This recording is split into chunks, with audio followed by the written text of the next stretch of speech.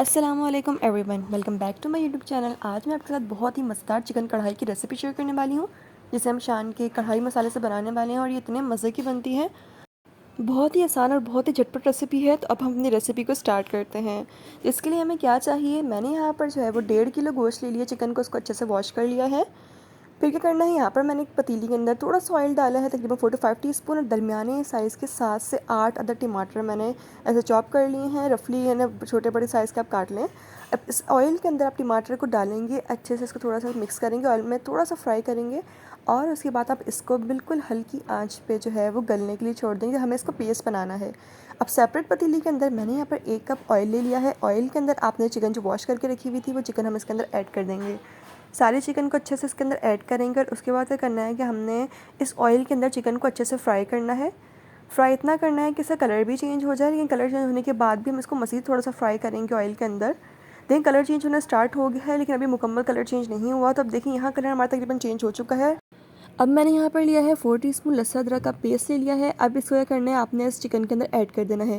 Chicken کو پہلے ہم نے اچھے سے فرائی کیا ہے، 5 سے 6 منٹ اچھی طریقے سے فرائی کیا ہے۔ اس کے بعد ہم نے جو لہسن ادرک کا پیسٹ ڈالا ہے، اس کو ڈالنے کے بعد بھی ہم 5 سے 6 منٹ مزید اس کو فرائی کریں گے اچھے سے، تاکہ لہسن ادرک کچا پن بھی دور ہو جائے، اور جو گوشت کے اندر اچھے اندر تک جو ہے لہسن ادرک کا جو فلیور چلا جائے، اور جو چکن کی اسمیلز ہوتی ہے وہ بھی دور ہو جائے۔ تو یہاں ہم اس کو اچھے سے فرائی کرنے والے ہیں۔ اب کیا کرنا ہے، جو سائڈ پہ ہم نے جو دیکھے ٹماٹر کو رکھا ہوا تھا ہلکی آنچ پہ، وہ سافٹ ہو چکے ہیں۔ آپ اس کی حال سے اس کو بالکل میش کر دیں گے۔ میش کرنے سے یہ ہماری کڑھائی بنانے میں بہت ہی آسان ہو جاتا ہے ہمارے لیے۔ تو اس کو پہلے ہم نے اچھے سے میش کر لیا ہے۔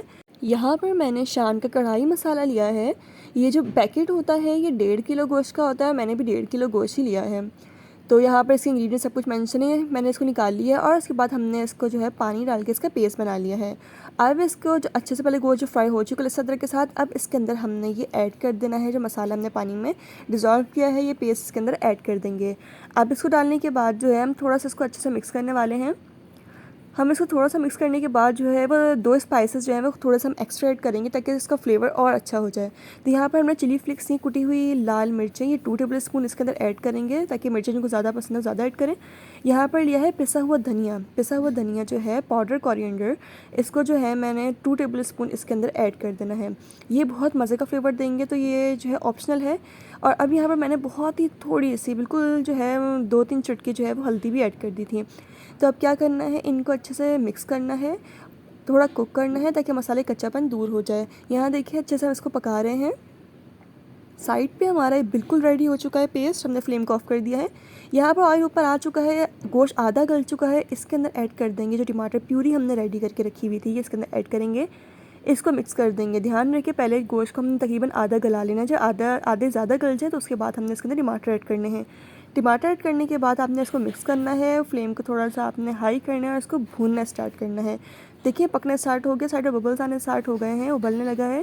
اس کو آپ نے اچھے سے بھنائی اسٹارٹ کرنی ہے، تاکہ مسالے آپس میں بالکل کمبائن ہو جائے، الگ کوئی بھی مسالہ ہمیں الگ یا ٹماٹر وغیرہ الگ سے نہ نظر آئے۔ یہاں پہ میں نے لے لی ہے ہری مرچ 6 عدد، اور اس کو اس طرح کٹ لگا لیا ہے۔ دیکھیے اچھے سے میں نے اس کو بھون لیا، جتنی گریوی رکھنی ہے ساتھ گریوی رکھیں گے۔ اب کیا کرنا ہے، اس کے اوپر ڈالی ہری مرچ، اور بالکل ہلکی آنچ پہ دم پہ رکھ دیں گے، تاکہ آئل بھی اوپر آ جائے اور گوشت بھی بہت اچھے سے سافٹ گل جائے۔ دم پہ اس کو رکھ دیں گے، تو میں نے اس کو ہلکی آنچ پہ دم پہ رکھ دیا ہے۔ یہاں پر دیکھیں دم کمپلیٹ ہو چکا ہے، آئل اوپر آ چکا ہے، بہت ہی مزیدار ہماری کڑھائی ریڈی ہو چکی ہے۔ یہاں میں نے دھنیا کٹ کر لیا، جولین کٹ جو ہے وہ ادرک کاٹ لی ہے۔ فلیم کو کر دیا آف، اس کے اوپر جو ہے وہ ادرک کو اسپرنکل کر دیں گے، کڑھائی کا مزہ ہی ادرک کے ساتھ زیادہ آتا ہے، تو اور لگتی بہت پیاری ہے۔ تو یہاں پر ہم نے جو ہے وہ ادرک کو اسپرنکل کر دینا ہے اس کے اوپر، اور اس کے بعد کیا کرنا ہے، ہم نے ہرے دھنیا سے اس کو گارنش کر دینا ہے، ہرا دھنیا ڈالیں گے۔ اور یہاں ہماری بہت ہی مزیدار چکن کڑھائی جو ہے وہ ریڈی ہو چکی ہے۔ شان مسالے سے بہت ہی ایزی طریقے سے، آپ دیکھیں جھٹپٹ ہم نے بنائی ہے، بہت ہی مزے کی بنی ہے۔ تو یہاں ہم نے اس کو ڈش آؤٹ کر لیا ہے۔ ڈش آؤٹ کرنے کے بعد بھی ہم نے اس کو اپنی ڈش میں بھی گارنش کر لیا ہے ادرک اور دھنیا کے ساتھ۔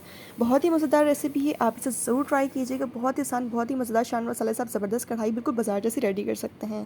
اگر ریسیپی پسند آئی، so don't forget to like, comment, share and subscribe to my channel. Thanks for watching. اللہ حافظ۔